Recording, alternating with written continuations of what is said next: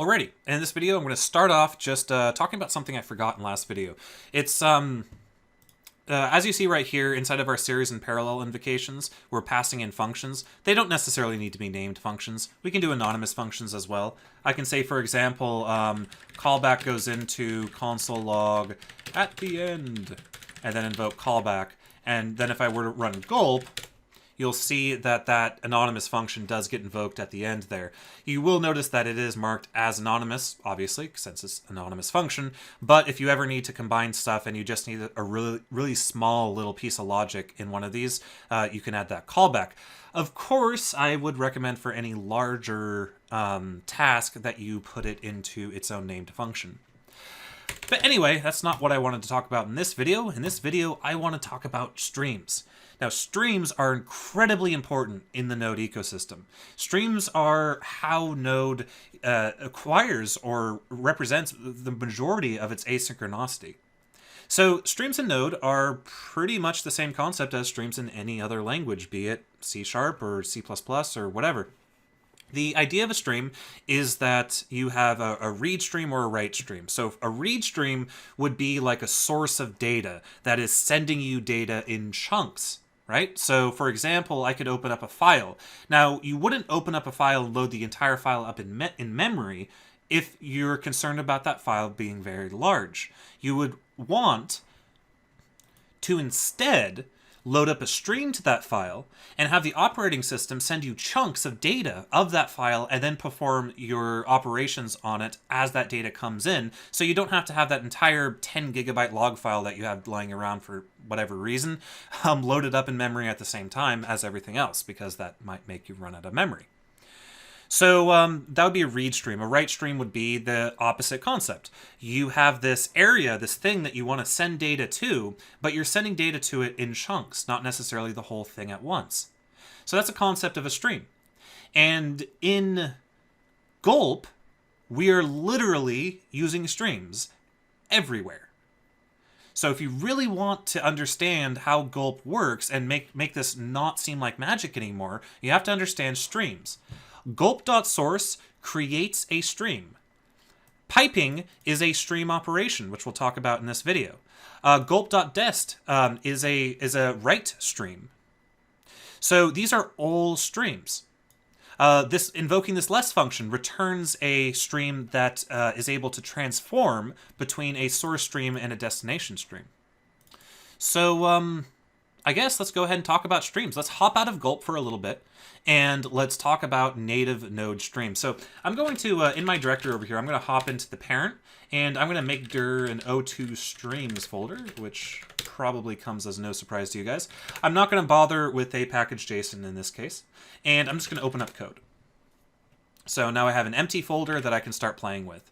And for the first example, I want to create a read stream and talk about the different operations that we can perform on a read stream. So this will be very simple, but again, I just want to show you guys the syntax so that you're more comfortable with working with streams. So I'm going to create a document, and I'll create a folder called documents, and I'll create a file within it called mydoc.txt, and then I'll say hello world, and I'll just do that. Well, maybe not as much, and maybe add in a couple lines. So, really boring file, but we have a file to play with. Then I'm going to hop over here and create a new JS file, and I'm just going to call it read.js. And for this, I'm going to open up one of the basic kinds of streams. So in Node, you have a read stream, or a readable stream, a writable stream, a duplex stream, and a transform. So a readable stream is responsible for taking data in, something like the network request.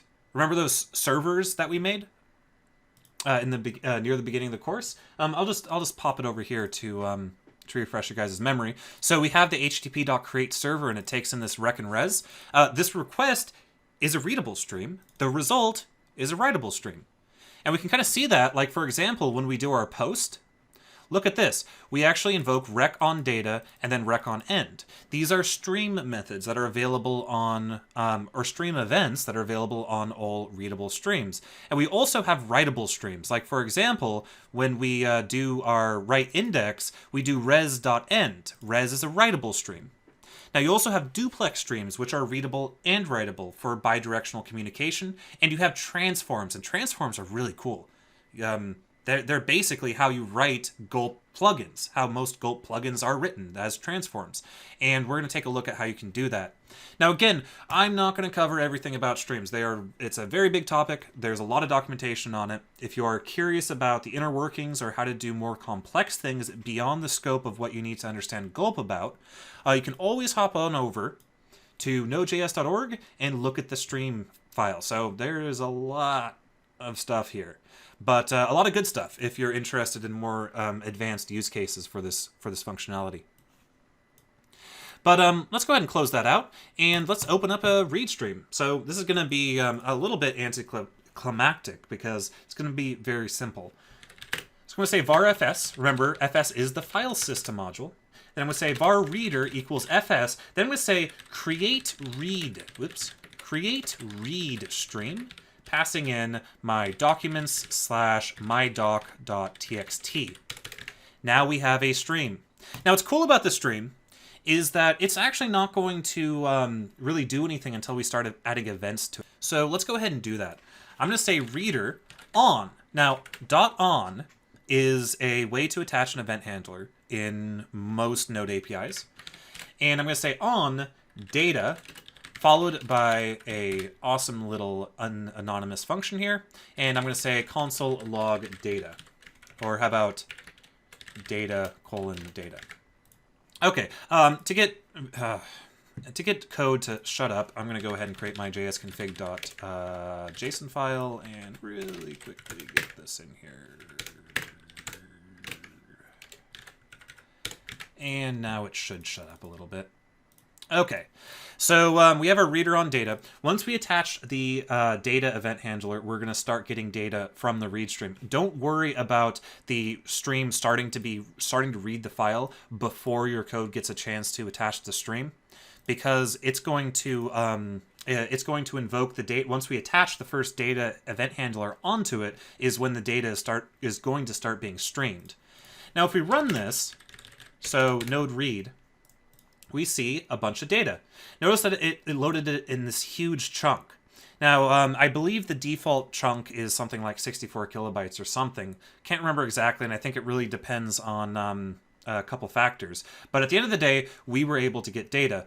We're not necessarily always concerned about, or in addition to being concerned about getting the data out, we might be also concerned about when the data is done being retrieved. And we've already seen an example of this in our create server example. So I can say something like const data equals empty string, and I can say data plus equal, whoops, that's a terrible idea.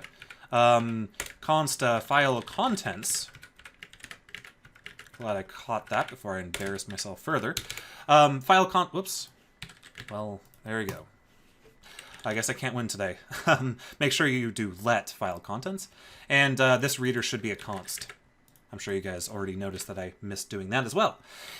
We will want to be concerned of when the stream is over with. So in this case, we'll add a event handler on end, and I'll say log data found file contents. And now we can come over here and hit node read, and we get an error because block scope not yet supported outside of strict mode. Yeah. There you go. I always forget that too, because all the transpilers will always automatically add the use strict at the top, but unfortunately we have to do that manually when we're not using a transpiler to use block scope to variables inside of closures. Anyway, so now we're aware when the stream ends. So you can imagine if this file was much larger, we would get multiple invocations of data as the node runtime is feeding information into the stream. But yeah, not a particularly super exciting example, but at least we got to talk a little bit more about data and end. There are a couple more events that you can hook on to. Some of them make sense in some circumstances and some don't. You can definitely check that out on the documentation. Things like close when things have been closed, or error if an error happened, are pretty self-explanatory, but stuff and things. So now we've seen a readable stream. Let's go ahead and take a look at combining read and writable streams, because now this is where things start to get a little bit more interesting and a little bit more appropriate for when talking about Gulp. So let's create a new file, and I'm just going to call this write.js. In this file, I'm going to include fs, and before I forget, I'll use strict at the top. I'll do fs, and I'll bring in HTTP, and that's it for now. And what I'm going to do here is I'm going to say server equals http.create server rec res, just like what we had before. And I'll say server.listen. Also, this should be a const server. .listen, and we'll do 3000. Okay, so we have our basic server created, but it doesn't do anything yet. Let's go ahead and stream in that document. Because in the first example, we basically did res.write bleh, or we did res.end woe, right? And then if we were to run this, node write, and bring over a Chrome window on localhost 3000, we see bleh and woe being printed out to the result stream. So we've already seen an example of a writable stream. So res is a writable stream, rec is a readable stream. But what if document 1 was huge? So actually loading up the entirety of my.doc.txt, sorry, my.doc.txt, not document 1, loading up the entirety of that into memory might be problematic. What if there was a way to, I don't know, pipe streams into each other, where we can create a kind of flow of data from one stream to another? So basically the idea is we take a readable stream and we can pipe it right into a writable stream. And then the node runtime itself will handle shuttling the data as it becomes available from the request stream into, or the source stream, into the result stream, and then it'll tell the result stream when it's done sending data. That'll allow a huge file to be streamed into the browser, which is what we want. So how do we do that? Well, let's start off with creating our file stream. So const file stream equals fs.createReadStream, and we're going to do documents my.doc.txt, and then I'm going to simply do this. I'm going to say file stream, so this is the read stream, dot pipe into res. So this should start to look a little familiar. We're taking the read stream, the source of the data, as it's acquiring data from the operating system and via the node runtime, it will provide it to the result stream. And then when it's done, it'll emit the end event. So let's go ahead and rerun the server, come back here and hit F5, and we do indeed see that file being streamed in. So imagine if this was a huge 10 terabyte file, right? This code would still work because the operating system or the node runtime would take care of only loading X amount of the file in at once and then shuttling it to the result stream over the network and then forgetting about it. It's not going to take 10 terabytes of memory if we're serving a 10 terabyte file. I don't know what kind of files you're downloading if it's 10 terabytes, but you get the idea. So yeah,